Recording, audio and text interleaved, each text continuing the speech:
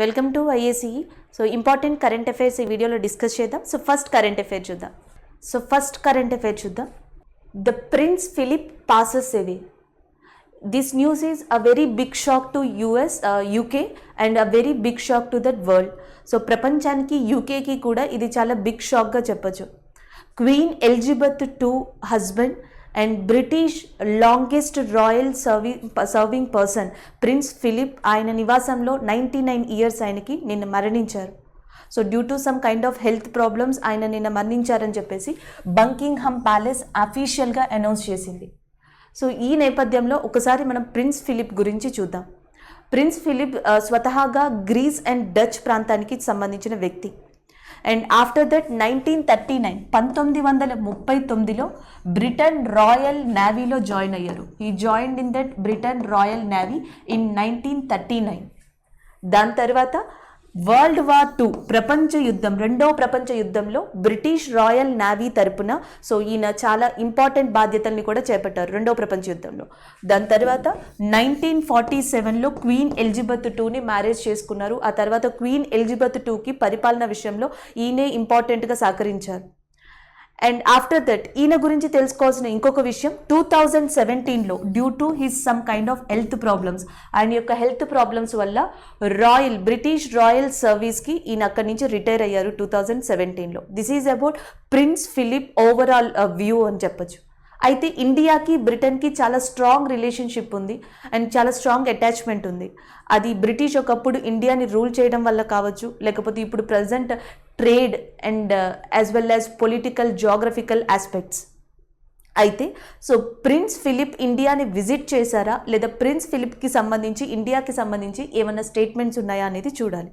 So prince Philip queen ఎలిజబెత్తో పాటు ఇండియాని 1961, 1983, 1997 ఈ 3 ఇయర్స్లో ఆయన ఇండియాని విజిట్ చేశారు. ఈ విజిట్లో ఒకసారి ప్రిన్స్ ఫిలిప్ ప్రపంచవ్యాప్తంగా కూడా ఒక వివాదంలో చిక్కుకున్నారు. That is about that some kind of animal hunting. ఇది ప్రిన్స్ ఫిలిప్కి ఇండియాకి ఉన్న చిన్న రీసెంట్ ఇన్సిడెంట్స్ అని చెప్పచ్చు. అయితే ఇక్కడ ఇంపార్టెంట్ థింగ్ ఇంకొకటి ఏంటంటే, ఆ టైంలో ఈయన world wildlife fund WWF అంటాం, వరల్డ్ వైల్డ్ లైఫ్ ఫండ్, దానికి ఒక సంవత్సరం వరల్డ్ వైల్డ్ లైఫ్ ఫండ్ యూకేకి ఒక సంవత్సరం అధ్యక్షునిగా కూడా సో మనకి ప్రిన్స్ ఫిలిప్ వర్క్ చేశారు. So this is about prince Philip. And as well as British royal family నుంచి మొట్టమొదటి పర్సన్ టెలి ఇంటర్వ్యూకి అటెండ్ అయిన మొట్టమొదటి పర్సన్గా కూడా ప్రిన్స్ ఫిలిప్ రికార్డ్స్ సృష్టించారు. So this is all about prince Philip. And next current affair చూద్దాం. India Netherland virtual summit. So India Netherland virtual సమిట్ని రీసెంట్గా కండక్ట్ చేశారు. And prime minister of India Narendra Modi and Netherland prime minister Mark రూటే.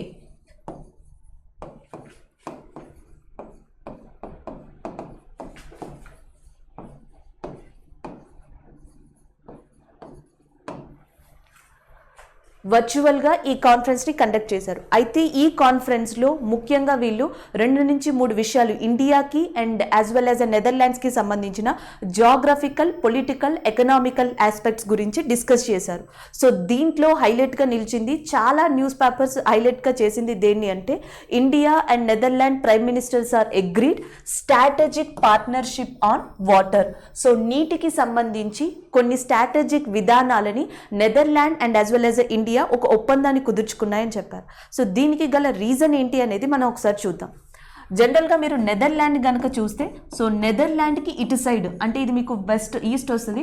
నెదర్లాండ్కి east side మనకి Germany ప్రాంతం ఉంది. And కింద south వచ్చేటప్పటికి మనకి బెల్జియం ఉంటుంది. అండ్ ఆల్మోస్ట్ ఇదంతా కూడా వాటర్, అట్లాంటిక్ ఓషన్కి సంబంధించిన వాటర్ అంతా కూడా ఈ ఏరియాను ఆక్యుపై చేసి ఉంటుంది. దీని అర్థం ఏంటంటే నెదర్లాండ్లోని 1/4 ఆఫ్ ల్యాండ్ మొత్తం కూడా కంప్లీట్గా ఆక్యుపైడ్ బై వాటర్. అందుకే నెదర్లాండ్ చాలాసార్లు వాటర్ వల్ల చాలా ప్రాబ్లమ్స్ని ఫేస్ చేయాల్సి వచ్చింది. So that's why it is introduced modern technology in terms of water problems. So నీటి దాటిని తట్టుకోవడానికి చాలా మోడర్న్ టెక్నాలజీని ఇది డిస్కవర్ చేసేది. అలాంటి మోడర్న్ టెక్నాలజీతో డెల్టాస్ ఏవైతే ఉన్నాయో సో డెల్టాస్ని మేనేజ్ చేయడం, దాని తర్వాత వరదలు అంటాం కదా, that is nothing but floods.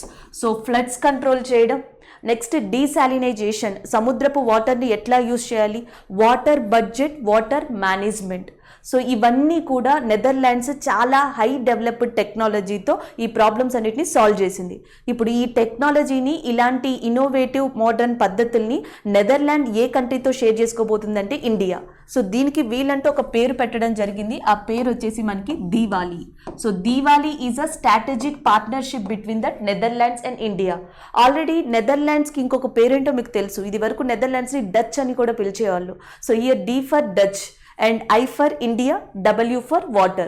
So Dutch and India water alliance leadership incentive. So ikkada manaki Dutch India water alliance, Dutch and India నీటి కూటమి అని చెప్పొచ్చు. వాటర్ అలయన్స్ ఇనిషియేటివ్ అనేది సో ఇప్పుడు స్టార్ట్ చేయబోతున్నారు on the programme of Diwali. And ఇంకొక విషయం ఏంటంటే మీ అందరికీ ఆల్రెడీ తెలుసు, రోటర్ డ్యామ్ అంటాం. A very special place and a very famous place in the world, that is a Rotterdam. Rotterdam అనేది one of the busiest port and one of the busiest place, trade place in the world. ప్రపంచంలోనే అతిపెద్ద busiest వ్యాపార కేంద్రం లేదా వ్యాపార స్థలంగా rotor dam అనేది ఉంది. So rotor dam is also one of the main part of Netherland area. So ఇవి మనం ఇంపార్టెంట్గా గుర్తుపెట్టుకోవాల్సింది, అది కూడా వాటర్ స్ట్రాటజీలో. రెండో ఇంపార్టెంట్గా వీళ్ళు ఏం డిస్కస్ చేసుకున్నారు అంటే that is the international solar alliance, అంతర్జాతీయ సౌర వ్యవస్థ కూటమి. ఇంటర్నేషనల్ సోలార్ అలయన్స్లో యుఎన్ యొక్క చాలా మెంబర్స్ దీంట్లో సభ్యులుగా జాయిన్ అయ్యాయి. దాంట్లో ఇంపార్టెంట్గా ఇండియా అని చెప్పచ్చు. అయితే ఇంటర్నేషనల్ సోలార్ అలయన్స్ యొక్క హెడ్ క్వార్టర్స్ వచ్చేసి ఇండియాలో ఉంది. దాని పేరు Gurugram. So Gurugram is a head quarters of international solar alliance. ఇది ఎక్కడుందంటే హర్యానాలో ఉంది. ఈసారి ఈ వర్చువల్ సమిట్లో ఇండియా నెదర్లాండ్స్ని ఈ ఇంటర్నేషనల్ సోలార్ అలయన్స్ వైపు మోటివేట్ చేయడం, దీని గురించి ఇన్ఫర్మేషన్ ఇవ్వడం, దీని గురించి కూడా డిస్కస్ చేయడం చేశాయి.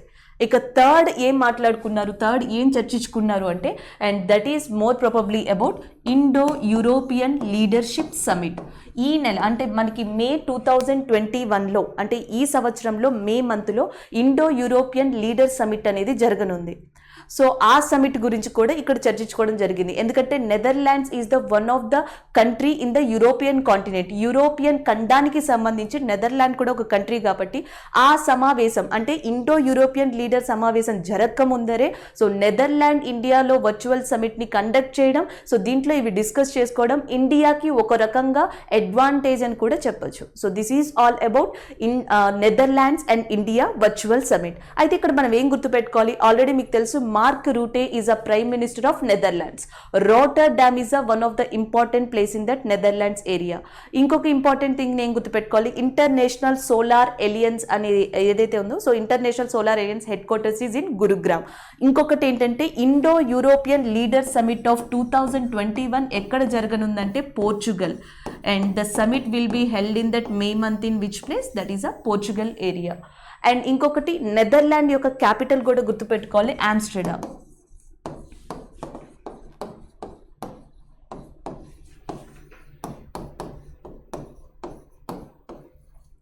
Netherlands capital is Amsterdam. So this is about India Netherlands virtual summit. So next current affair చూద్దాం. Next current affair, net direct taxes are in news. So net direct ట్యాక్సెస్కి సంబంధించిన న్యూస్ ఒక డేటా రిలీజ్ అయింది. So ఈ data తెలుసుకునే ముందర ఒకసారి direct taxes అంటే చూద్దాం. The tax which is imposed directly on a person or a company. జనరల్గా ఇన్కమ్ ట్యాక్స్ అంటాం. ఇన్కమ్ ట్యాక్స్ అనేది దేంట్లోకి వస్తుంది అంటే డైరెక్ట్ ట్యాక్స్లోకి వస్తుంది. ఇన్కమ్ ట్యాక్స్, కార్పొరేట్ ట్యాక్స్ ఇవన్నీ కూడా the best examples of direct taxes. So జనరల్గా the more you gain the more you have to pay. మీరు ఎంత ఎక్కువ సంపాదిస్తే అంత ఎక్కువగా కూడా పే చేయాల్సి ఉంటుంది. ఎవరికి? గవర్నమెంట్ ఆఫ్ ఇండియాకి. సో ఏ రూపంలో పే చేయాల్సి ఉంటుంది? Income tax. ఇన్కమ్ ట్యాక్స్ని మీరు పే చేసేది ఏదైతే ఉంటుందో అది దేంట్లోకి వస్తుంది, ఏ కేటగిరీలోకి వస్తుంది అంటే డైరెక్ట్ ట్యాక్సెస్లోకి వస్తుంది. అయితే ఇక్కడ ఇంపార్టెంట్ థింగ్ ఏంటంటే ఇక్కడ ఇచ్చిన ఇన్ఫర్మేషన్ ప్రకారం the net direct tax collection for the physical ended March 31 stood at 9.45 lakh crores. ఇది స్టేట్మెంట్ ఇచ్చారు. ఇక్కడ ఏం జరిగిందంటే ప్రతిసారి కూడా మనకి యూనియన్ బడ్జెట్లో కొన్ని ఎస్టిమేషన్స్ ఉంటాయి నెక్స్ట్ ఫినాన్షియల్ ఇయర్కి. ఇప్పుడు యూనియన్ బడ్జెట్ జరిగింది కదా, ఈ యూనియన్ బడ్జెట్లో ఏం చెప్తారు అంటే నెక్స్ట్ ఫినాన్షియల్ ఇయర్కి మేబీ ఇండియా జీడిపి ఇంత గ్రోత్కి వెళ్తుంది, ప్రైమరీ సెక్టర్ ఇంతవరకు వెళ్ళొచ్చు, సెకండరీ సెక్టర్ ఇంతవరకు వెళ్ళొచ్చు. సో ఇలాంటి ఎస్టిమేషన్స్ ఉంటాయి. సో లాస్ట్ ఇయర్ యూనియన్ బడ్జెట్లో అంటే లాస్ట్ ఫినాన్షియల్ ఇయర్ లాస్ట్ ఆర్థిక సంవత్సరంలో యూనియన్ బడ్జెట్లో ఏం చెప్పారు అంటే మేబీ డైరెక్ట్ ట్యాక్సెస్ ఇంతవరకు వెళ్ళొచ్చు, ఇంతవరకు ఇంక్రీజ్ అవ్వచ్చు అని ఒక వాల్యూని చెప్పడం జరిగింది. ఒక్కొక్కసారి యూనియన్ బడ్జెట్ యొక్క వాల్యూస్ కానీ ఎస్టిమేషన్స్ కానీ ఏవైతే ఇస్తారో దాన్ని తిరిగి రివైజ్ చేస్తారు. అంటే సంవత్సరంలో ఉండే పరిస్థితుల దృష్ట్యా సో వాటి దృష్ట్యా రివైజ్ చేస్తారు. సో దాన్ని మనం ఏమని పిలుస్తామంటే revised estimates in union budget అని పిలుస్తాం. అయితే revised estimate in union budget ఏం చెప్పింది లాస్ట్ ఇయర్ ఫినాన్షియల్ ఇయర్కి? Direct taxes for the financial year 2020-21 అంటే మనకి లాస్ట్ ఆర్థిక సంవత్సరంలో డైరెక్ట్ ట్యాక్సెస్ ఎంతవరకు రీచ్ అవ్వచ్చు అంటే 9.05 lakh crores 9,05,00,000 అంటే 9.05 lakh crores దాకా డైరెక్ట్ ట్యాక్స్ అనేది రీచ్ అవ్వచ్చు అని ఇది ఎస్టిమేట్ వేసింది. ఎవరు అంటే revised estimates in the union budget. అయితే మనకి central board of direct taxes అని ఒకటి ఉంది, CBDT అంటాం, central board of direct taxes. దీని యొక్క మెయిన్ చీఫ్ ఎవరు అంటే చైర్మన్ మనకి PC మోడీ. ఇప్పుడు ప్రస్తుతం PC Modi present chairman of CBDT కింద ఉన్నారు. ఈయన ఏమని అనౌన్స్ చేశారు అంటే మనకి ఎస్టిమేట్ ఆఫ్ యూనియన్ బడ్జెట్లో సో 9.05 lakh crores దాకా డైరెక్ట్ ట్యాక్సెస్ వెళ్ళొచ్చు అని చెప్పేసి ఎస్టిమేట్ వేశారు. కానీ March 31st financial year end అయిపోతుంది. So March 31st financial year end అయిపోయాక CBDT కలెక్ట్ చేసిన డైరెక్ట్ ట్యాక్సెస్ ఎంత అంటే 9.45 lakhs. సో ఇది ఎస్టిమేట్ చేసింది 9.05 lakh crores కానీ ఇది కలెక్ట్ చేసింది 9.45 lakh crores. అంటే అనుకున్న దానికన్నా ఇది 5% ఆఫ్ ట్యాక్సెస్ని ఇంక్రీజ్ చేసింది, 5% ఆఫ్ ట్యాక్సెస్ని కలెక్ట్ చేసింది. So this is about that the net direct taxes information. So దీనివల్ల ఏంటంటే డైరెక్ట్ ట్యాక్సెస్ పర్సంటేజ్ అనేది లాస్ట్ ఫినాన్షియల్ ఇయర్లో అనుకున్న టార్గెట్ కన్నా ఎంత ఎక్కువ అచీవ్ చేశాయంటే 5% ఎక్కువ అచీవ్ చేశాయి. So that is all over about net direct taxes. So మీరు ఇక్కడ బాగా గుర్తుపెట్టుకోవాల్సింది డైరెక్ట్ ట్యాక్సెస్ని ఇండైరెక్ట్ ట్యాక్సెస్ని. ఆల్రెడీ మీకు ఇండైరెక్ట్ ట్యాక్సెస్ తెలుసు, సర్వీస్ ట్యాక్స్ కానీ GST కానీ లేకపోతే మనకి కన్జ్యూమర్ ట్యాక్స్ కానీ కస్టమ్స్ ట్యాక్స్ కానీ ఇవన్నీ కూడా మనకి ఇండైరెక్ట్ ట్యాక్స్లోకి వస్తాయి. సో ఈ డైరెక్ట్ ట్యాక్సెస్ కానీ లేకపోతే ఇండైరెక్ట్ ట్యాక్సెస్ కానీ పాలిటిక్స్ సంబంధించి మనకి ఆర్టికల్ 269 అంటాం. ఇన్ ఇండియన్ కాన్స్టిట్యూషన్ ఆర్టికల్ 269 భారత రాజ్యాంగంలో 269వ ఆర్టికల్ సెంట్రల్ డైరెక్ట్ ట్యాక్సెస్ని ఎలా ఇంపోజ్ చేయాలి, ఎలా కలెక్ట్ చేస్తుంది, తిరిగి స్టేట్స్కి ఎలా ఇస్తుంది, ఇదంతా కూడా 269 ఆర్టికల్లో మెన్షన్ చేసింది. సో నెక్స్ట్ చూద్దాం. నెక్స్ట్ వచ్చేటప్పటికి E9 initiative is in news. రీసెంట్గా ministry of state for education Sanjay Dhotre is attended for the E9 meeting. Already E9కి సంబంధించి విద్యాశాఖ మంత్రులు వేరే కంట్రీస్ E9 కంట్రీస్కి సంబంధించిన ఎడ్యుకేషన్ మినిస్ట్రీ మీటింగ్ ఆల్రెడీ జరిగింది లాస్ట్ మంత్లో. ఈసారి E9 ఇనిషియేటివ్కి సంబంధించి మీటింగ్ ఎందుకు కండక్ట్ చేశారు అంటే to develop the progress towards SDG goals. SDG అంటే ఇక్కడ సస్టైనబుల్ డెవలప్మెంట్ గోల్స్. ఈ E9 కంట్రీస్ అన్నీ కూడా ఎడ్యుకేషన్కి సంబంధించి కొన్ని గోల్స్ని సెట్ చేసుకున్నాయి.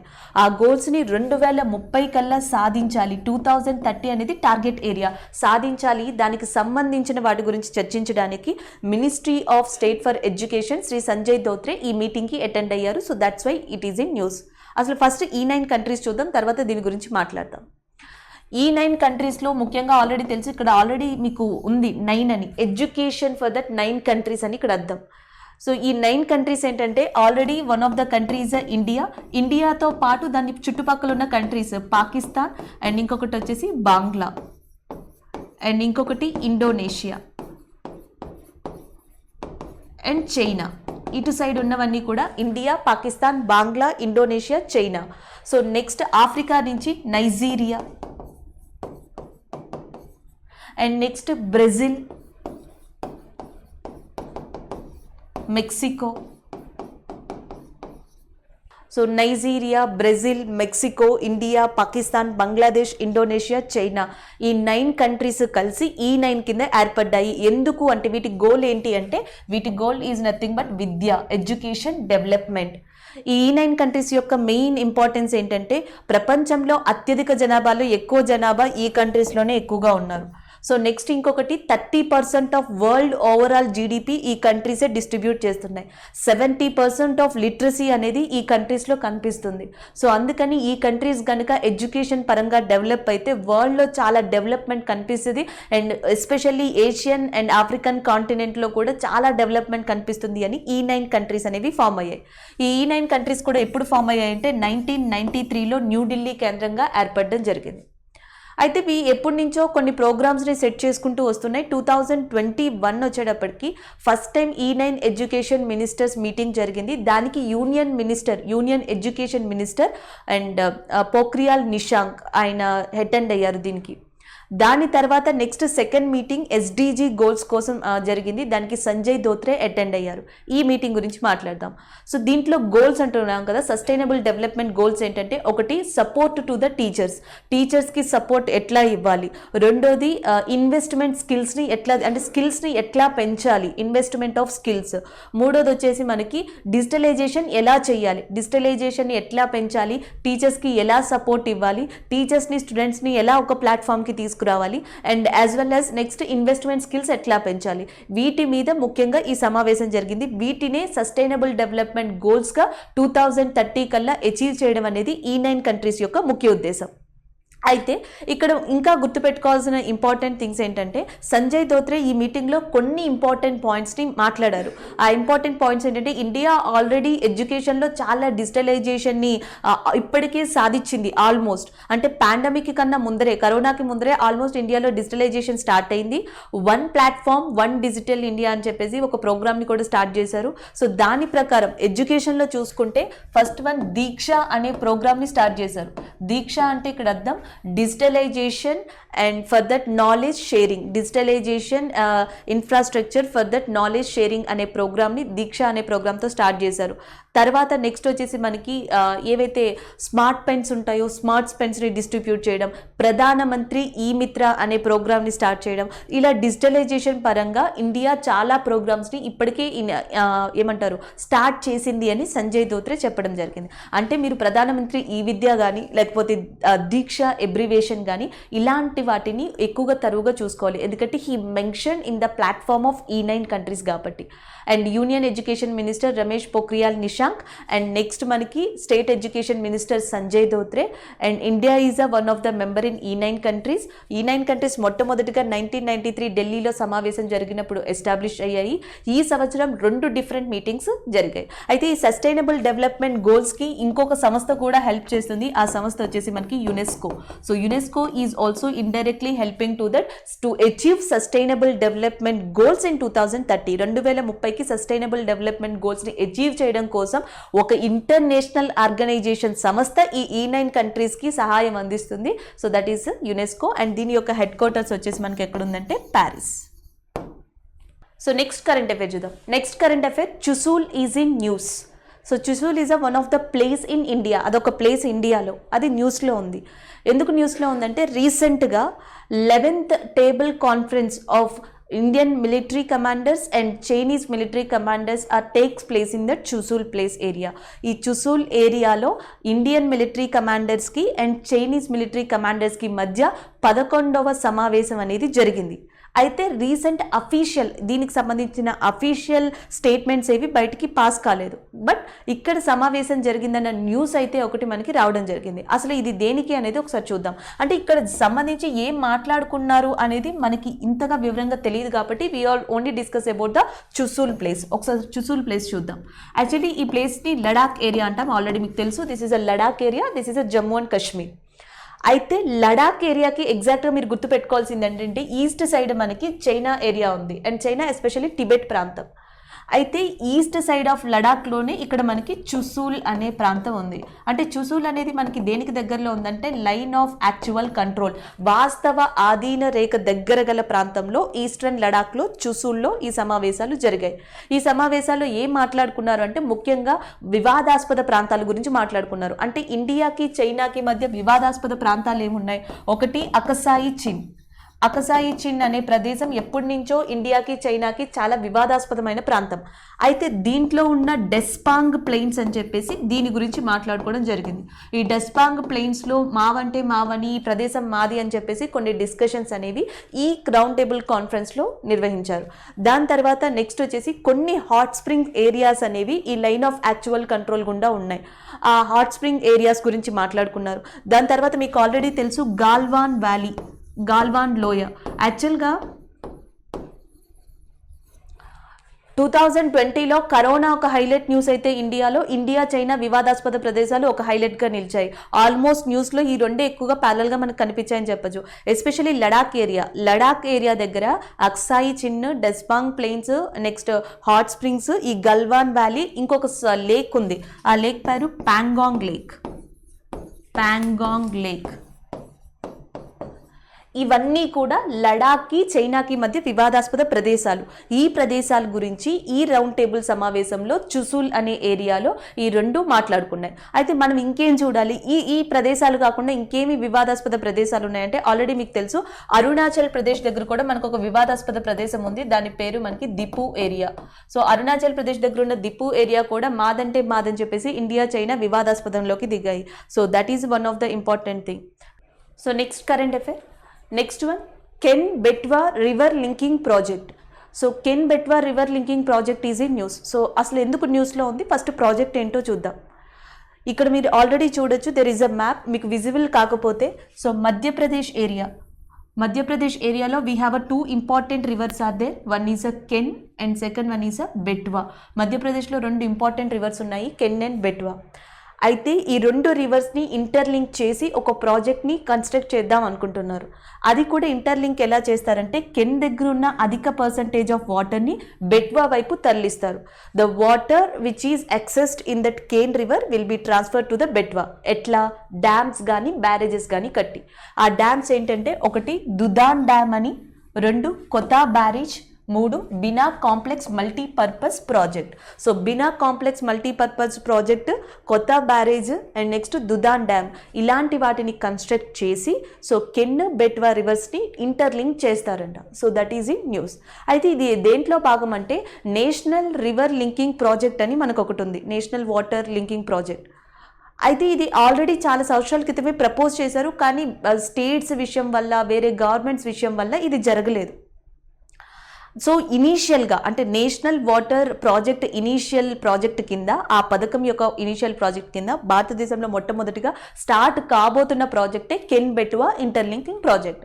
సో దీనివల్ల బెనిఫిటే ఉంటుంది. ఎక్సెస్ వాటర్ని అక్కడ డ్యామ్ కడితే ఎలక్ట్రిసిటీ సప్లై చేయొచ్చు, దాని నుంచి కెనాల్స్, కాలువలు తవ్వి అగ్రికల్చర్కి ఇవ్వచ్చు, ఇదంతా బెనిఫిటే.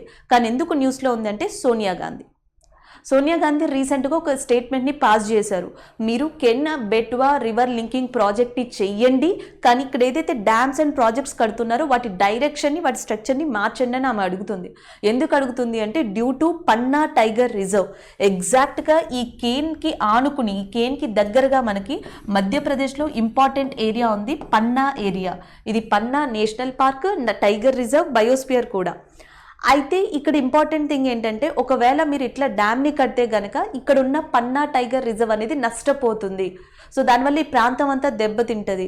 కాబట్టి దీన్ని వేరే విధంగా మోల్డ్ చేయండి, ఇలా చెయ్యొద్దు అని చెప్పేసి సోనియా గాంధీ ఒక స్టేట్మెంట్ని పాస్ చేసింది, లేదా స్టేట్మెంట్ని రిలీజ్ చేసింది. So that's why it is in news. అయితే ఈ న్యూస్ ప్రకారం మనం ఏం గుర్తుపెట్టుకోవచ్చు, రీసెంట్గా Ken Betwa interlinking project is in news. అవి ఏ స్టేట్లో ఉంటాయని అడగచ్చు, that is a Madhya Pradesh. And next one, Sonia Gandhi ఏ టైగర్ రిజర్వ్ గురించి స్ట్రాంగ్గా దీని మీద స్టేట్మెంట్ని పాస్ చేశారు అంటే Panna tiger reserve which is located in Madhya Pradesh. ఇది ఇండియాకి కొత్త కాదు, ఎందుకంటే ఇండియాలో ఇలాంటి ఇన్సిడెంట్స్ చాలా జరిగాయి. మధ్యప్రదేశ్ని పక్కన పెడితే ఇంకొక స్టేట్ వచ్చేసి మనకి జార్ఖండ్ ఏరియా. సో జార్ఖండ్ ఏరియాలో మనకు ఒక రివర్ ఉంది, కోయల్ రివర్ అని, KOEL, కోయల్ రివర్, కోయల్ నది. ఈ కోయల్ నది మీద డ్యామ్ కట్టాలని జార్ఖండ్ గవర్నమెంట్ ఎప్పటి నుంచో ట్రై చేసింది with the help of central government. అయితే ఇక్కడ ప్రాబ్లం ఏంటంటే ఈ కోయల్ రివర్కి ఆనుకొని పాలము టైగర్ రిజర్వ్ అని ఇంకొక టైగర్ రిజర్వ్ ఉంది, పాలము టైగర్ రిజర్వ్. సో చాలామంది జార్ఖండ్లో ఉన్న పీపుల్ ఏం చేశారంటే పాలమూర్ టైగర్ రిజర్వ్, బెత్లా నేషనల్ పార్క్లు మీరు డ్యామ్ కడితే దెబ్బతింటాయి అని చెప్పి చాలా సంవత్సరాలు ఫైట్ చేశారు. దాని తర్వాత ఈ రెండింటి మధ్య అంటే అక్కడ ఉన్న ఎవరైతే గొడవ పడుతున్నారో, డిస్ప్యూట్ అవుతుందో, సో వాళ్ళకి గవర్నమెంట్కి మధ్య ఒక ఇంపార్టెంట్ సంధి అనేది, ట్రీటీ అనేది జరగడంతో సో అక్కడ డ్యామ్ కట్టడం అనేది స్టార్ట్ చేశారు. So this is about in India there is a lot of problems are there, we have a resources ఉండి డ్యామ్స్ కట్టగలిగే సత్తా ఉన్నా సరే డ్యామ్స్ మనం ఇంకా కట్టలేకపోవడానికి వన్ ఆఫ్ ద రీజన్ ఏంటంటే mostly tiger reserves, national parks, అడవులు, జంతువులు ఇవన్నీ కూడా నీటికి దగ్గరలో ఉన్నాయి. They are very near to that rivers, canals and as well as a lakes అని చెప్పొచ్చు. సో ఇప్పుడున్న ఇక్కడ దీని మెయిన్ థింగ్ ఏంటంటే we want to construct a dam without creating any disturbance of Panna tiger reserve. So that is a news. So next current affair, development committee meeting of world bank, IMF. So world bank, IMF, international monetary fund, ఈ రెండు కూడా development committee మీటింగ్ని conduct చేశాయి. ఈ మీటింగ్కి world bank, IMF conduct చేసిన మీటింగ్కి Indian finance minister అయిన Nirmala Sitharaman and attend కావడం జరిగింది. ఇక్కడ చూడొచ్చు, union minister and finance cooperation affairs సమిట్కి Nirmala Sitharaman is attended. So ఇది ఎన్నో కమిటీ రిపోర్ట్ అంటే మనకి 103rd meeting for the development committee. So ఇది 103rd కమిటీ అని చెప్పొచ్చు. సో ఈ కమిటీ వీడియో కాన్ఫరెన్స్ ద్వారా జరిగింది. This is the 103rd committee and which is held through that video conference. అయితే ఇక్కడ ఇంకొక ఇంపార్టెంట్ ఏంటంటే ఈ వరల్డ్ బ్యాంక్, IMF కూడా ముఖ్యంగా ఈ మీటింగ్లో Covid, they are discussed about that the projects which want to initiate after that Covid. So Covid తర్వాత ఎలాంటి ప్రాజెక్ట్స్ని ఇనిషియేట్ చేయాలి అటు వరల్డ్ బ్యాంక్ మెంబర్ కంట్రీలో కానీ లేదా ఇంటర్నేషనల్ మానిటరీ ఫండ్ కంట్రీస్లో కానీ, సో వీళ్ళు ఎలా హెల్ప్ చేస్తారు, ఎలాంటి ప్రోగ్రామ్స్ని ఆల్రెడీ ఆ కంట్రీ స్టార్ట్ చేశాయి, ఇవన్నీ కూడా అక్కడ డిస్కషన్స్ అని చెప్పొచ్చు. అయితే నిర్మలా సీతారామన్ ఆల్రెడీ డిస్కషన్లో చెప్పారు 27.1 ట్రిలియన్ రూపీస్ని సో ఇండియా ఇంట్రడ్యూస్ చేసింది ఆత్మనిర్భర్ ప్రాజెక్ట్ కింద. So after Covid India is mainly concentrated on the Atmanirbhar project to develop various sectors in India. భారతదేశంలో వేరియస్ సెక్టార్స్ని డెవలప్ చేయాలి, వాటిలో రీఇన్వెస్ట్మెంట్ పెట్టాలి, వాళ్ళకి లోన్స్ కల్పించాలి. సో వీటన్నిటి ఉద్దేశంతోనే మేము ఈ ప్యాకేజెస్ని రిలీజ్ చేశాము. ఆల్మోస్ట్ ఇది 13% ఆఫ్ జీడిపితో ఈక్వల్ అని Nirmala Sitharaman is expressed her terms in this IMF and World Bank development committee meeting. అలాగే ఈ వరల్డ్ బ్యాంక్ COVID-19 తర్వాత డెవలపింగ్ కంట్రీస్కి కొంత హెల్ప్ అనేది చేస్తున్నాయి. ఆ హెల్ప్ కూడా ఎలాంటి ఫండ్స్ని, ఎలాంటి ప్రోగ్రామ్స్ని చేస్తున్నాయంటే so world bank is helping the developing countries. Developing కంట్రీస్కి ఎలా హెల్ప్ చేస్తుందంటే గ్రిడ్ అనే ప్రాజెక్ట్తో.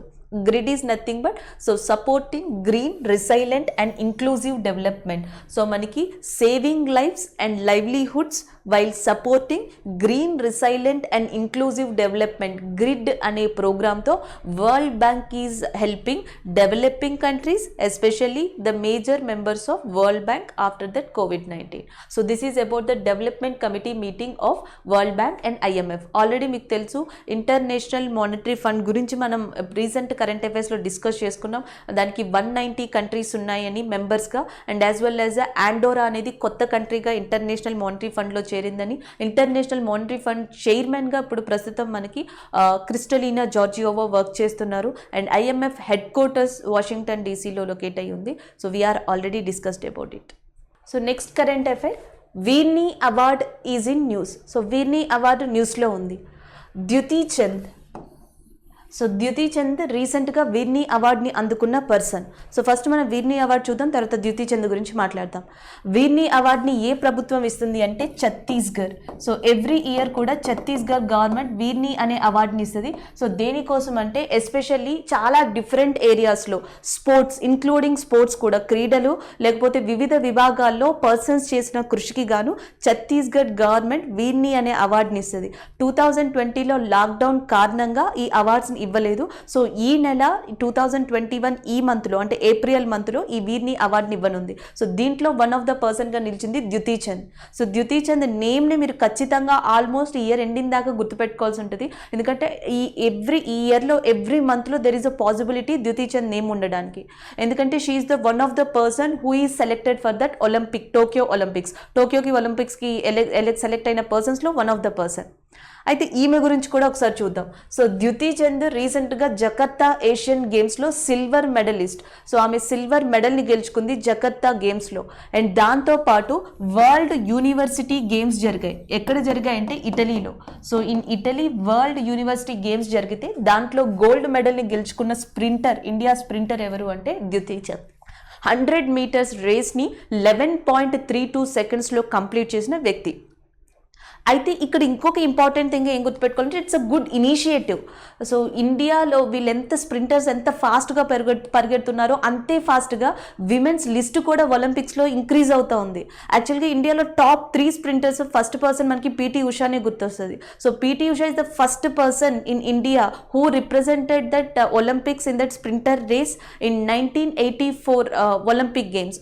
1984లో లాస్ ఏంజల్స్లో జరిగిన ఒలింపిక్ గేమ్స్లో ఇండియా తరపు నుంచి పాల్గొన్న వన్ ఆఫ్ ద ఫేమస్ స్ప్రింటర్గా పీటీ ఉషా అని చెప్పొచ్చు. సో దాని తర్వాత యాక్చువల్గా ఇది పీటీ ఉషతో మొదలైంది. దాని తర్వాత హిమా దాస్, అ very famous person in India, ఇంకొక స్ప్రింటర్గా మనం హిమా దాస్ని చెప్పొచ్చు. సో హిమా దాస్ తర్వాత ద్యుతి చంద్. వీళ్ళ ముగ్గురు కూడా the top 3 womens in India who are going to be represented in Olympics. వీళ్ళిద్దరూ ఒలింపిక్స్లో రిప్రజెంట్ చేయబోతున్నారు. ఆల్రెడీ పీటీ ఉషా చేసింది. ఏ ఇయర్లో అంటే 1984లో. సో వీళ్ళతో పాటు 1984లో పీటీ ఉషా స్టార్ట్ చేస్తే దాని తర్వాత ఆల్మోస్ట్ 2002లో 2002లో జరిగిన సిడ్నీ ఒలింపిక్స్, 2000లో జరిగిన సిడ్నీ ఒలింపిక్స్లో Karnam Malleswari, she is the first women in India who bagged that Olympic medal. భారతదేశంలో మొట్టమొదటి ఒలింపిక్ మెడల్ వచ్చింది కూడా కన్నం మల్లేశ్వర్కి 2000 సిడ్నీ గేమ్స్లో. అండ్ దట్ టు బ్రాంజ్ మెడల్ని తీసుకుంది వెయిట్ లిఫ్టింగ్ విభాగంలో. అక్కడి నుంచి ఇంక ఇండియాలో ప్రతి విమెన్ అంటే ఆల్మోస్ట్ ప్రతి ఒలింపిక్స్లో కూడా there is a creating history regarding that women sector. So అమ్మాయిలు ఫీమేల్స్ ఎవరైతే ఎంటర్ అవుతున్నారో వాళ్ళు ఏదో ఒక రికార్డ్ని క్రియేట్ చేస్తున్నారు. సో 2000 తర్వాత నెక్స్ట్ 2012లో Mary Kom is entered into that Olympics. దాని తర్వాత మేరీ కామ్ ఒలింపిక్స్లోకి ఎంటర్ అయింది. And after that 2016 it is completely changed the picture of India. 2016 కంప్లీట్గా ఇండియా పిక్చర్ని చేంజ్ చేసింది. That is a Rio Olympics. ఈసారి రియో ఒలింపిక్స్లో ఇద్దరు ఇండియా టాప్ స్పోర్ట్ పర్సన్స్ పాల్గొన్నారు. ఒకటి సైనా నెహ్వాల్ అండ్ రెండోది PV Sindhu. So PV Sindhu, Saina Nehwal the both are main persons which are represented from that India in 2016 Rio Olympics. అంటే పీటీ ఉషతో స్టార్ట్ అయింది. దాని తర్వాత కన్నం మల్లేశ్వరి అండ్ దాని తర్వాత next Mary Kom and next one we have a Saina and PV Sindhu. ఇప్పుడు అప్కమింగ్ స్టార్స్గా ద్యుతి చంద్ అండ్ హిమా దాస్ ఉన్నారు. అండ్ ఆల్రెడీ మనం చూసాం ఇండియా నుంచి సెలెక్ట్ అయిన ఫస్ట్ విమెన్ సైలర్గా నేత్రా కుమానన్ కూడా సెలెక్ట్ అయ్యారు. దాన్ని కూడా డిస్కస్ చేసుకున్నాం. So this is all about Veerni award and especially Dutee Chand. Current affair చూద్దాం. ఇక్కడ air gun surrender Abhiyan. So air gun surrender Abhiyan is in news. మీకు జనరల్గా అభియాన్ అని చూస్తేనే అర్థమవుతుంది ఇట్స్ లైక్ అ ప్రోగ్రామ్ లేదా స్కీమ్ అని. సో ఇక్కడ మనకు ఒక వర్డ్ ఉంది that is a air gun అని. Air gun is mainly used for that hunting of shoot for that birds or animals. So జంతువుల్ని లేదా బర్డ్స్ కోసం ఈ ఎయిర్ గన్స్ని ఎక్కువగా యూజ్ చేస్తాం, ఎస్పెషల్లీ బర్డ్స్ కోసం. సో పక్షుల్ని అండ్ వైల్డ్ యానిమల్స్ని రక్షించడానికి వాలంటీర్గా ఎయిర్ గన్స్ని అరుణాచల్ ప్రదేశ్లో కలెక్ట్ చేసే ప్రోగ్రామే. So that is air gun surrender Abhiyan. అయితే మనం ఏం గుర్తుపెట్టుకోవాలి, ministry of environment, Arunachal Pradesh government రెండు కూడా కంబైన్డ్గా ఈ పథకాన్ని లాంచ్ చేశాయి. సో ఆల్రెడీ ఇది వరకు ఈ ప్రోగ్రామ్ లాంచ్ అయింది ఇయర్ స్టార్టింగ్లో. అప్పుడు ఆల్మోస్ట్ 47 గన్స్ని సరెండర్ చేశారు. సో మళ్ళీ రెండోసారి దీన్ని ఇనిషియేటివ్ చేశారు. సో రెండోసారి మనకి 370 ఎయిర్ గన్స్ని 370 ఎయిర్ గన్స్ని వాలంటీర్గా అరుణాచల్ ప్రదేశ్లో ఇచ్చేశారు. So that is in news. అయితే ఇక్కడ మనకి కొంచెం ఇన్ఫర్మేషన్ అనేది తెలియాలి. రెండోసారి అంటే ఈ రీసెంట్గా జరిగిన ఎయిర్ గన్ సరెండర్ అభియాన్ అనే ప్రోగ్రామ్ని అనే పథకాన్ని సో ఏ ప్లేస్లో అరుణాచల్ ప్రదేశ్లో స్టార్ట్ చేశారు అంటే Pasighat. So Pasighat is a area which is located in East Siang district. Arunachal ప్రదేశ్లోని ఈస్ట్ సియాంగ్ డిస్ట్రిక్ట్లో ఈ ప్రాంతంలో ఈ పథకాన్ని స్టార్ట్ చేశారు ప్రోగ్రామ్ని. ఇంకొక ఇంపార్టెంట్ థింగ్ అరుణాచల్ ప్రదేశ్ గురించి కొంచెం తెలియాలి. అరుణాచల్ ప్రదేశ్లో important wildlife sanctuaries so? సో వైల్డ్ లైఫ్ శాంచురీస్లో వన్ ఆఫ్ ద ఇంపార్టెంట్గా మనం దిబాంగ్ వైల్డ్ లైఫ్ శాంచురీని చెప్పొచ్చు. Dibang wildlife sanctuary is very important in Arunachal Pradesh. So దాంతోపాటు నెక్స్ట్ వచ్చేసి Kamlang wildlife sanctuary and it is also located in Arunachal Pradesh. ఇంకొకటి Pakke tiger reserve. So Pakke tiger reserve and which is located in Arunachal Pradesh. Pakke and Dibang and Kamlang ఈ మూడు కూడా wild life and tiger reserves in Arunachal Pradesh. అయితే Arunachal Pradesh state bird ఏంటి, ఇక్కడ birds గురించి కూడా మాట్లాడుకుంటున్నాం కాబట్టి great hornbill. So great hornbill is a bird of Arunachal Pradesh. మరి అరుణాచల్ ప్రదేశ్ స్టేట్ యానిమల్ కూడా తెలియాలి కాబట్టి so state animal is gayal. So state animal ఏమో గయాల్ అండ్ స్టేట్ బర్డ్ వచ్చేసి great hornbill. So this is about that Arunachal Pradesh. And Arunachal Pradesh ఈ గవర్నమెంటే ఇది conduct చేసింది కాబట్టి Arunachal Pradesh chief minister Pema Khandu. So Pema Khandu is the first present Prime Minister of Arunachal Pradesh and Dr. Misra is a Governor of Arunachal Pradesh. Misra emo Governor of Arunachal Pradesh and Pema Khandu is a Chief Minister of Arunachal Pradesh. Actually Chief Minister is also involved in this air gun surrender abhiyan. ఆయన ప్రత్యేకంగా ఈ పథకాన్ని అమలు పరచడంలో one of the main backbone అని చెప్పొచ్చు. So next current affair, nano sniffer is in news. Recently union education minister Ramesh Pokhriyal Nishank, already మనం previous current అఫైర్లో డిస్కస్ చేసుకున్నాం E9 కంట్రీస్ చెప్పుకున్నప్పుడు. సో యూనియన్ ఎడ్యుకేషన్ మినిస్టర్ విద్యాశాఖ మంత్రి రమేష్ పోఖ్రియాల్ నిశాంక్ అయితే ఈయన ఈసారి నానో స్నిఫర్ అనే దాన్ని లాంచ్ చేశారు.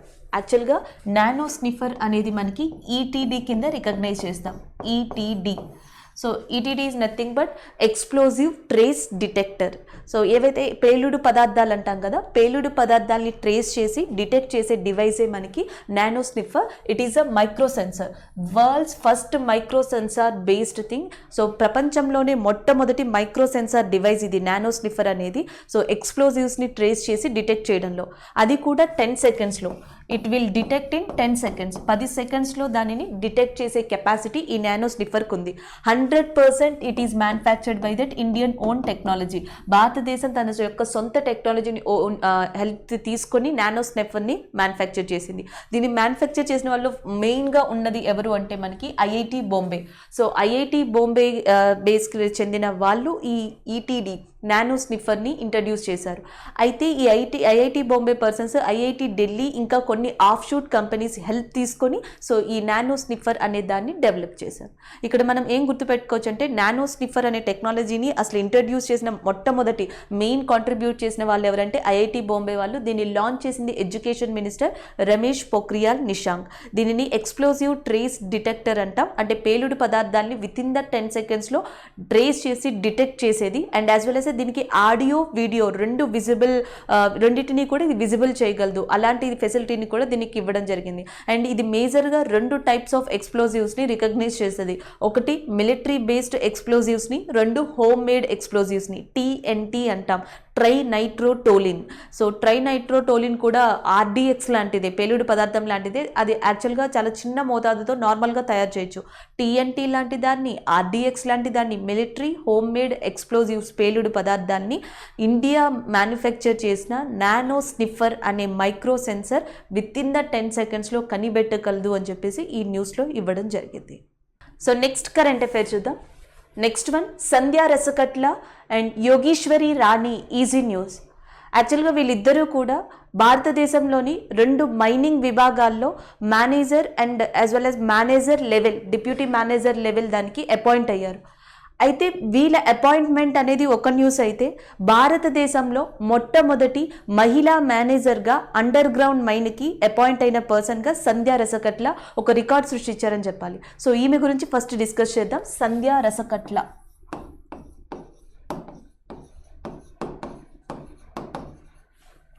సో సంధ్యా రసకట్లని హిందుస్థాన్ జింక్ లిమిటెడ్, ఈ నేమ్ కూడా గుర్తుపెట్టుకోవాలి. So Hindustan Zinc Limited company ఈమెని మొట్టమొదటి ఇండియన్ ఫస్ట్ విమెన్ కింద అండర్ గ్రౌండ్ మైన్ మేనేజర్ కింద అపాయింట్ చేసింది. ఏ మైన్కి అంటే జార్వార్ మైన్స్, దాన్ని జార్వార్ మాలా అనొచ్చు.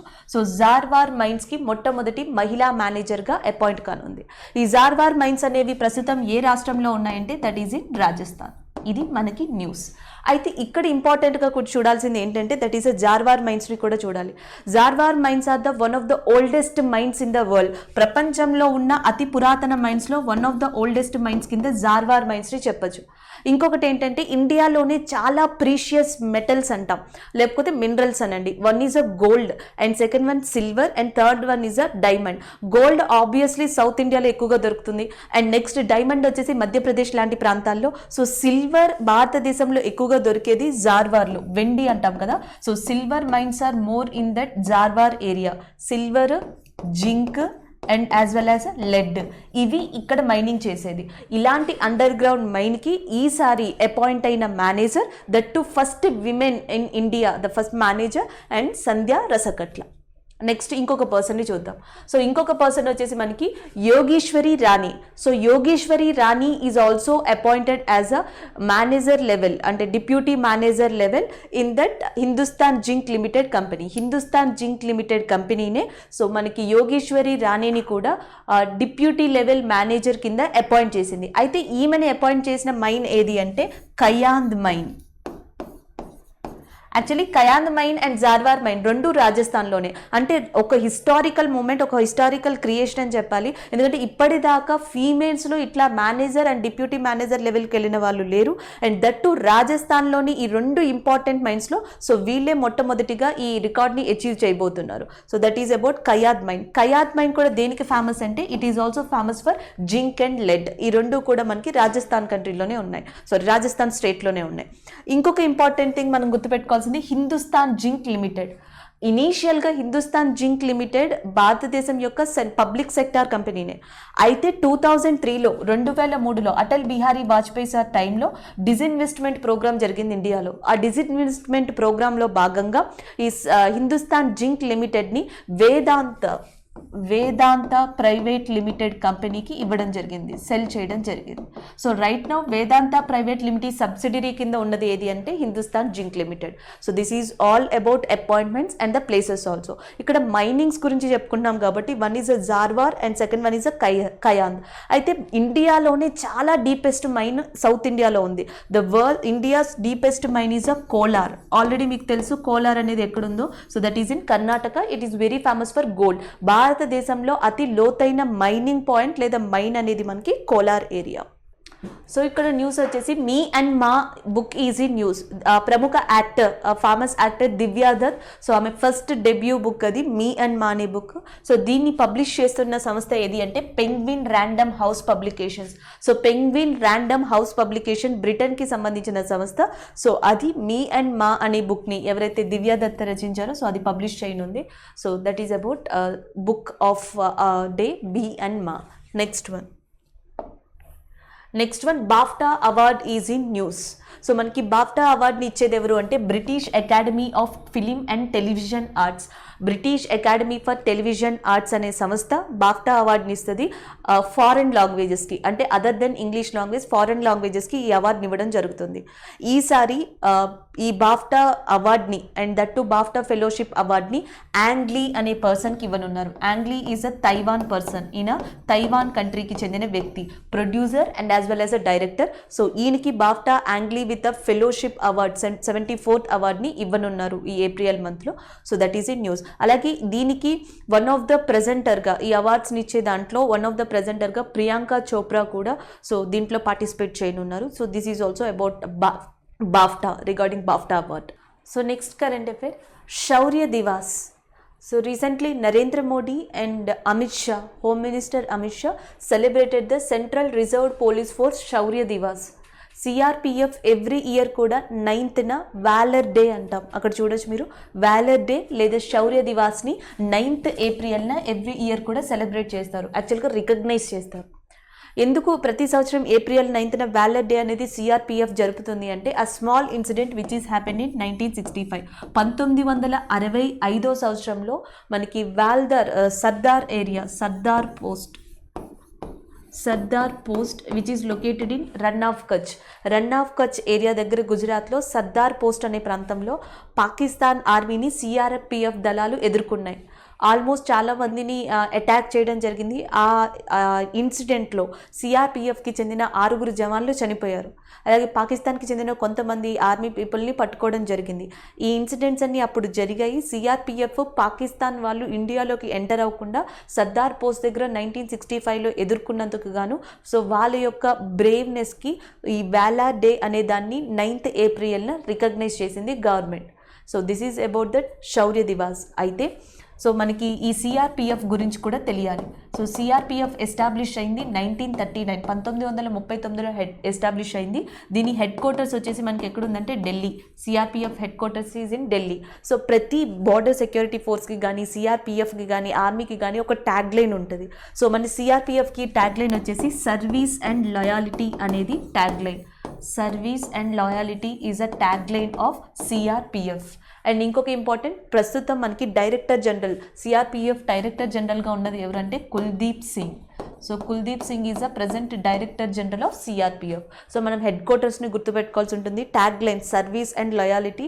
And every year April 9th శౌర్య దివాస్ లేదా వాలర్ డే అనేదాన్ని రికగ్నైజ్ చేశారు. ఇది ఎందుకు అంటే 1965లో సిఆర్పిఎఫ్ జవాన్లు రన్ ఆఫ్ కచ్ ప్రాంతం దగ్గర సర్దార్ పోస్ట్ ఏరియాలో పాకిస్తాన్ ఆర్మీని ఎదుర్కొన్నందుకు గాను మన వాళ్ళకి సంబంధించి సిఆర్పిఎఫ్కి సంబంధించిన 6 జవాన్లు చనిపోయారు. సో ఈ ఇన్సిడెంట్కి సంబంధించి 9th ఏప్రిల్ని రికగ్నైజ్ చేసి వేలార్ డే లేదా శౌర్య దివాస్ కింద సెలబ్రేట్ చేయడం జరుగుతుంది. So next current affair, Vivo Chinese smartphone major Vivo has appointed cricketer Virat Kohli as a brand ambassador. So China కంట్రీకి చెందిన వివో బ్రాండ్కి బ్రాండ్ అంబాసిడర్గా విరాట్ కోహ్లీని రీసెంట్గా అపాయింట్ చేశారు. So that is in news. అలాగే ఇది వరకు Virat Kohli border security force BSFకి బ్రాండ్ అంబాసిడర్గా చేసి ఉన్నారు. So previously. అండ్ ఇంకొక ఇంపార్టెంట్ థింగ్ సెల్కాన్. సో సెల్కాన్కి కూడా ప్రీవియస్గా, not right now, so Celkon, BSF, border security force వీటన్నిటికీ కూడా ఒకప్పుడు విరాట్ కోహ్లీ బ్రాండ్ అంబాసిడర్గా వర్క్ చేశారు. సో నెక్స్ట్ ఇంకొక ఇంపార్టెంట్ థింగ్, ఈయన రీసెంట్గా తన న్యూ బ్రాండ్ని ఎస్టాబ్లిష్ చేశారు. సో దాని పేరు 18. So 18 is a new brand of Virat Kohli. ఇది విరాట్ కోహ్లీ ఎస్టాబ్లిష్ చేసిందే with the collaboration of Puma company. So Puma company సహాయంతో ఈయన 18 అనే బ్రాండ్ని ఇంట్రడ్యూస్ చేశారు. స్పోర్ట్స్ ఎక్విప్మెంట్స్, స్పోర్ట్స్ కిట్స్ ఇవన్నీ కూడా మ్యానుఫ్యాక్చరింగ్కి సంబంధించిన బ్రాండే మనకి 18. అండ్ ద నెక్స్ట్ వన్ చూద్దాం. Integrative medicine is in news. So integrative medicine అనేది న్యూస్లో ఉంది. ఇది న్యూస్లో ఉండడానికి కారణం CCHRH. సో CCRH అంటే centre for council for research in homeopathy. So మనకి సెంట్రల్ కౌన్సిల్ ఫర్ హోమియోపతి రీసెర్చ్కి సంబంధించి ఇంటిగ్రేటివ్ మెడిసిన్ అనేది న్యూస్లో ఉంది. ఎందుకంటే రీసెంట్గా ఢిల్లీలో April 10th and 11th మధ్యలో దీనికి సంబంధించిన ఒక రోడ్ మ్యాప్ని క్రియేట్ చేయాలి, దీనికి సంబంధించిన ఒక ప్రాజెక్ట్ని క్రియేట్ చేయాలి అని ఒక సమావేశం జరిగింది. అయితే ఈ ఇంటిగ్రేటివ్ మెడిసిన్ని హోమియోపతి కిందనే ఈ ప్రాజెక్ట్ని ఇనిషియేటివ్ చేయబోతున్నారు. అయితే ఇక్కడ ఇంటిగ్రేటివ్ మెడిసిన్ అంటే ఏంటో తెలియాలి. జనరల్గా ఏదైనా మనకి హెల్త్ బాగోలేకపోతే మెడిసిన్ తీసుకుంటాం. ఈ మెడిసిన్స్లో డిఫరెంట్ టైప్స్ ఉంటాయి. జనరిక్ మెడిసిన్ అంటాం, సో ఇండియాలో దొరికేది జనరల్గా. సో ఫారెన్ బేస్డ్ మెడిసిన్ ఉంటుంది. ఈ రెండూ కాకుండా ఒక డిఫరెంట్ వర్డ్ ఇంటిగ్రేటివ్ మెడిసిన్. దీంట్లో ఏంటి అంటే ఒక పేషెంట్ని ఫిజికల్గా, ఎమోషనల్గా అండ్ మెంటల్గా ట్రీట్ చేయడం along with medicines. So cancer కానీ, లంగ్ డిసీజెస్ కానీ, బ్రెస్ట్ క్యాన్సర్, సో ఇలాంటి వాటికి ముఖ్యంగా పేషెంట్ ఈ ట్రీట్మెంట్లో ఫిజికల్, ఎమోషనల్, మెంటల్ ఈ ట్రీట్మెంట్ కూడా మనకి చాలా అవసరం. సో ఇలాంటి వాటి కోసం, ఎస్పెషల్లీ ఇలాంటి మేజర్ డిసీజెస్ కోసం ఈ ఇంటిగ్రేటివ్ మెడిసిన్ అనే దాన్ని ఇండియాలో లాంచ్ చేయబోతున్నారు, అది కూడా హోమియోపతి కింద. సో ఇది ఎందుకు ఇప్పుడు న్యూస్లో ఉందంటే every year April 10th world homeopathy day celebrate చేస్తారు. సో ఇక్కడ 2 కరెంట్ అఫైర్స్ని కవర్ చేయొచ్చు. Integrative medicine is in news because of homeopathy research council. And second thing, వాళ్ళు ఎందుకు అటెండ్ అయ్యారు అంటే April 10th ప్రపంచం ఏమని రికగ్నైజ్ చేసింది అంటే వరల్డ్ హోమియోపతి డే కింద రికగ్నైజ్ చేసింది April 10th. So April 10th homeopathy దాన్ని ఎందుకు రికగ్నైజ్ చేస్తారు అంటే కాంట్రిబ్యూషన్, ఒక పర్సన్ కాంట్రిబ్యూషన్ వల్ల. And that person is a Samuel Hahnemann. So Samuel Hahnemann అనే వ్యక్తి జర్మనీకి సంబంధించిన ఆయన. హోమియోపతిలో ఆయన చేసిన కృషికి గాను ఆయన్ని రికగ్నైజ్ చేసి April 10th world homeopathy day అనేది సెలబ్రేట్ చేస్తారు. అయితే ఇక్కడ హోమియోపతి అంటే ఇది కంప్లీట్గా ఏమని నమ్ముతుంది అంటే బాడీనే క్యూర్ చేస్తుంది, న్యాచురల్గా హీల్ చేస్తుంది దేన్నైనా. సో దానికి కొంత మినరల్స్, కొంత ఎక్స్టర్నల్ ఫుడ్ అనేది అవసరం అనేది హోమియోపతి ట్రీట్మెంట్ యొక్క మెయిన్ ఇంపార్టెంట్. దీన్నంతటినీ కూడా ఆథరైజ్ చేసేది ఏది అంటే ministry of Ayush.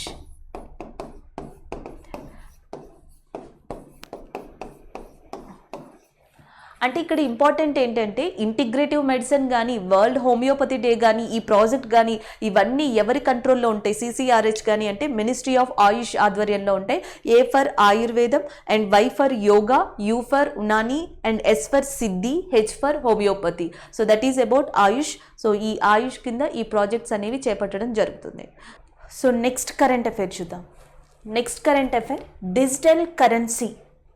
So recently China becomes the first major economy to issue digital currency. ఇది యాక్చువల్గా లాస్ట్ ఇయర్ ఇష్యూనే, అయితే ఇప్పుడు దీంట్లో కొన్ని ఇంప్లిమెంట్స్ జరగడం వల్ల ఇది మళ్ళీ తిరిగి న్యూస్లోకి వచ్చింది. ఫస్ట్ మనం తెలుసుకోవాల్సింది what is a digital currency. Digital currency is nothing but virtual which we can touch. జనరల్గా రూపీస్ లాంటి వాటిని టచ్ చేయొచ్చు, సో దీన్ని మనం టచ్ చేయలేం. Digital currency is also called as a cryptocurrency. దీనిని క్రిప్టో కరెన్సీ అని కూడా పిలుస్తాం. అయితే ఇక్కడ ఉన్న మెయిన్ థింగ్ ఏంటంటే దీనిని బ్లాక్ చైన్ టెక్నాలజీ సిస్టమ్ ద్వారా యూజ్ చేస్తారు. బ్లాక్ చైన్ టెక్నాలజీ సిస్టంలో థర్డ్ ఆథరైజేషన్ పార్టీ ఉండదు. జనరల్గా పిన్ టు పిన్ ట్రాన్సాక్షన్ అనేది ఉంటుంది, అంటే person to person transaction. So దీనిని డిజిటల్ లెడ్జర్స్లో లేదా డిజిటల్ వైజ్గా డేటాబేస్లో స్టోర్ చేయడం జరుగుతుంది. దీనివల్ల చాలా ఈజీ వే యాక్సెస్ అనేది దొరుకుతుంది, బట్ డిసడ్వాంటేజెస్ కూడా అన్నీ ఉన్నాయి. అందుకే చాలా కంట్రీస్ డిజిటల్ కరెన్సీ లేదా క్రిప్టో కరెన్సీని బ్యాన్ చేశాయి. అయితే దీనికి భిన్నంగా చైనా లాస్ట్ ఇయరే తన కంట్రీ కరెన్సీ అయిన యువాన్, చైనా కరెన్సీ వచ్చేసి మనకి యువాన్, దానిని డిజిటల్ కరెన్సీగా మార్చింది. అంటే డిజిటల్ కరెన్సీ లేదా క్రిప్టో కరెన్సీలో చాలా ఉంటాయి. Bit coin, light coin, jet cash ఇవన్నీ కూడా మనకి క్రిప్టో కరెన్సీలో డిఫరెంట్ డిజిటల్ కరెన్సీస్ అని చెప్పచ్చు. అయితే తన కంట్రీ కరెన్సీ అయిన యువాన్నే డిజిటల్ కరెన్సీగా చైనా మార్చింది. లాస్ట్ ఇయర్ కొన్ని స్టోర్స్లో, తన కంట్రీ యొక్క కొన్ని స్టోర్స్లో ఈ ట్రాన్సాక్షన్స్కి అనుమతి ఇచ్చింది. అయితే ఇప్పుడు రీసెంట్గా ఈ మంత్లో బీజింగ్, షాంఘై ఇలాంటి ప్రావిన్సెస్లో, ఇలాంటి ఏరియాస్లో ఈ డిజిటల్ యువాన్ యాక్సెస్ని ఇవ్వడం వల్ల తిరిగి ఇది న్యూస్లో ఉంది. So that is about that digital currency of China. అయితే ఇక్కడ మనం తెలుసుకోవాల్సిన విషయం ఏంటి అంటే మనకి బ్లూంబర్గ్ అని ఒక ఆర్గనైజేషన్ రీసెంట్గా ఒక రిపోర్ట్ రిలీజ్ చేసింది. బ్లూంబర్గ్ ఇచ్చిన దాని ప్రకారం చైనానే కాదు, బహమాస్ ఈజ్ దేర్, ఇంకొక కంట్రీ ఉంది మనకి బహమాస్. సో బహమాస్ కూడా తన కంట్రీలో శాండ్ డాలర్ అనే డిజిటల్ కరెన్సీని యూజ్ చేస్తుంది. It is also using a sand dollar currency. అలాగే 2019లోనే ఫేస్బుక్ వివాదంగా మారింది. ఎందుకు అంటే Facebook is also issued digital currency. ఫేస్బుక్లో జనరల్గా మార్కెటింగ్ జరుగుతుంది. మీరు ఏదైనా అడ్వర్టైజ్మెంట్ చేయాలి అన్నా, లేకపోతే షేర్ చేయడం, ఇవన్నిటికీ కూడా ట్రాన్సాక్షన్స్ అవసరం, మనీని పే చేయాలి. ఈ ట్రాన్సాక్షన్స్ కోసం, అంటే ఫేస్బుక్లో జరిగే మార్కెటింగ్ ట్రాన్సాక్షన్ కోసం Facebook is also allowed and authorised digital currency authorisation ఇచ్చింది. సో దానికి ఏమని ఆథరైజేషన్ ఇచ్చిందంటే Libra is used by that Facebook as a digital currency for they transactions. So వాళ్ళ ప్రమోటింగ్ కోసం, ట్రాన్సాక్షన్స్ కోసం దీన్ని తీసుకొచ్చారు. సో లైక్ దట్ ప్రపంచంలో కొన్ని కంట్రీస్, 2 to 3 కంట్రీస్ లేదా 2 to 3 ప్లేసెస్ అనేవి తన కంట్రీలో ఉన్న కరెన్సీస్ని కానీ లేకపోతే నార్మల్గా కానీ ఈ డిజిటల్ కరెన్సీస్ని యూజ్ చేస్తున్నారు. అండ్ ఇక్కడ యువాన్ గురించి చెప్పాలి. So yuan is one of the main currency in China. దాంతోపాటు IMF, ఇంటర్నేషనల్ మానిటరీ ఫండ్ అంటాం, అంతర్జాతీయ ద్రవ్యనిధి సంస్థ, దానికంటూ ఒక SDR అని చెప్పేసి ఒక ప్రత్యేకమైన సిస్టమ్ ఉంది. దాన్ని స్పెషల్ డ్రాయింగ్ రైట్స్ అంటాం. ఈ స్పెషల్ డ్రాయింగ్ రైట్స్లో ఇది కొన్ని కరెన్సీస్ని యూనివర్సల్ యాక్సెస్గా ఇస్తుంది. ఆ కరెన్సీస్ ఏంటంటే ఒకటి డాలర్స్, రెండోది యూరో అండ్ మూడోది యెన్. యెన్ అనే కరెన్సీ దేనికి సంబంధించింది అంటే జపాన్కి సంబంధించింది. అండ్ యెన్, డాలరు, యూరోతో పాటు అండ్ నెక్స్ట్ చైనాకి సంబంధించిన యువాన్ కరెన్సీ కూడా మనకి స్పెషల్ డ్రాయింగ్ రైట్స్ యాక్సెప్ట్ చేసే కరెన్సీలో ఒకటి. So that is about yuan China's currency. Digital కరెన్సీగా గుర్తుపెట్టుకోవాలి. స్పెషల్ డ్రాయింగ్ రైట్స్లో ఇట్ ఈ వన్ ఆఫ్ ద యాక్సెప్టెడ్ కరెన్సీగా మనం గుర్తుపెట్టుకోవాలి. నెక్స్ట్ అలాగే శాండ్ డాలర్ బహమస్ యూస్ చేస్తుంది. నెక్స్ట్ లిబ్రా అనేదాన్ని ఒకప్పుడు ఫేస్బుక్ ఇష్యూ చేయడం జరిగింది. అండ్ దాంతోపాటు Litecoin, Zcash, Bitcoin, these are all another forms of digital currency or cryptocurrency. అయితే ఇండియా మాట ఏంటి, ఆల్రెడీ మనం డిస్కస్ చేసుకున్నాం. ఇండియాలో కూడా ఇది బిట్ కాయిన్ వచ్చిన టైంలో, అంటే డిజిటల్ కరెన్సీలో one of the main important bit coin వచ్చిన టైంలో చాలామంది దీన్ని యూజ్ చేశారు. కొంతమంది అడ్వాంటేజ్ పొందారు, చాలామంది డిసడ్వాంటేజ్ కూడా పొందారు. దీని మీద అవేర్నెస్ లేక and authorisation, central bank authorisation దీని మీద ఉండదు. సో ఇలాంటి వాటి కొన్ని ప్రాబ్లమ్స్ వల్ల ఇండియాలో ఏం చేశారంటే 2018లోనే RBI is officially banned authorisation of the use of this Bitcoins or digital currencies. 2019 and regulation of digital coins or digital currency bill is introduced in India. భారతదేశంలో 2019లో డిజిటల్ కరెన్సీ వాడకాల మీద ఒక bill కూడా తీసుకురావడం జరిగింది. That is about India and that is about digital currency of China. So next one చూద్దాం. So next one, Atal Tinkering Labs ATLS is recently adopted by CSIR. So CSIR అంటే అర్థం ఇక్కడ council of scientific and Industrial research. Council of scientific and Industrial research రీసెంట్గా Atal tinkering ల్యాబ్స్ని almost 295 ATL ల్యాబ్స్ని adapt చేసుకుంది. ఇక్కడ మనకి ఈ labs దేనికంటే more than that థిరియాటికల్, స్కూల్స్లో జనరల్గా సైన్స్కి సంబంధించి ఏవైతే థిరియాటికల్ ఎక్స్ప్లెనేషన్ ఉంటుందో అది బుక్స్ దాటి బియాండ్ ద బుక్స్ ప్రాక్టికల్గా స్టూడెంట్స్కి తెలియాలి. సో ఫ్యూచర్ ఇండియాలో మనకి ఇన్నోవేటివ్ ఐడియాస్తో ఉన్న పీపుల్, యూత్ అనే దాన్ని క్రియేట్ చేయాలి అనేది ప్రైమ్ మినిస్టర్ అండ్ ఇప్పుడున్న సెంట్రల్ గవర్నమెంట్ యొక్క మెయిన్ ఎయిమ్. సో ఆ ఎయిమ్ని బలపరచడం కోసం they are started Atal Tinkering Lab. ఇప్పుడు దీనికి సిఎస్ఐఆర్ కూడా తోడైంది. CSIR is also adopted 295 Atal Tinkering Labs. ఇది ఒక చాలా గుడ్ ఇనిషియేటివ్. అంటే స్టూడెంట్స్లో చాలా మందికి, అంటే చైల్డ్ ఎవరైతే ఉంటారో సో వాళ్ళకి ఇన్నోవేటివ్ ఐడియాస్ అనేవి వస్తూ ఉంటాయి. వాటిని ఎలా డెవలప్ చేసుకోవాలి, ఎలా వాళ్ళు ఆలోచించాలి, దానికి ఎలాంటి ప్రాక్టికల్ నాలెడ్జ్ కావాలి అనేది అటల్ థింకరింగ్ ల్యాబ్ చూస్తే అసలు వాళ్ళకున్న ఐడియాస్ లేదా ఇప్పుడు ప్రస్తుతం ఉన్న ఐడియాస్కి సైన్స్ అనేది ఎలా తోడవుతుంది, సైన్స్ అనేది రియాలిటీలో ఎట్లా ప్రాక్టికల్గా వర్క్ అవుతుంది అనేది మేబీ వాళ్ళు సైంటిఫిక్ రీసెర్చ్ సెంటర్ ద్వారా నేర్చుకోవచ్చు. So CSIR is undertaking 295 Atal Tinkering Labs అనేది it is very good initiative in India, especially for the future of India అని చెప్పచ్చు. సో ద నెక్స్ట్ వన్ ఇక్కడ ఏమని ఉందంటే సిఎస్ఐఆర్ కోసం. సిఎస్ఐఆర్ ఆల్రెడీ ఒక ప్రోగ్రామ్ని స్టార్ట్ చేసింది, జిజ్ఞాస అనే ఒక ప్రోగ్రామ్ని స్టార్ట్ చేసింది. సో ఈ ప్రోగ్రామ్ దేనికోసం అంటే ఇది కూడా సేమ్ దీనికి లాగే సైంటిఫిక్ టెంపర్ని స్కూల్ చైల్డ్తో ఇంటర్లింకింగ్ చేసే ప్రాజెక్ట్ ఇది. అంటే స్కూల్లో ఉన్న సైన్స్ టెక్స్ట్ బుక్స్కి సంబంధించి, సైంటిఫిక్ నాలెడ్జ్కి సంబంధించి ల్యాబొరేటరీలో వాళ్ళకి ప్రాక్టికల్గా చూపించడం, ప్రాక్టికల్గా నేర్పించడం సిఎస్ఐఆర్ యొక్క ఈ ప్రాజెక్ట్ ముఖ్య ఉద్దేశం. This is about Atal Tinkering Labs which is the main initiative of that NITI Aayog and government of India and it is now undertaken by which thing అంటే Central Council for Scientific and Industrial Research, CSIR. దీని యొక్క headquarters, CSIR headquarters వచ్చేసి మనకి న్యూఢిల్లీలో ఉంది.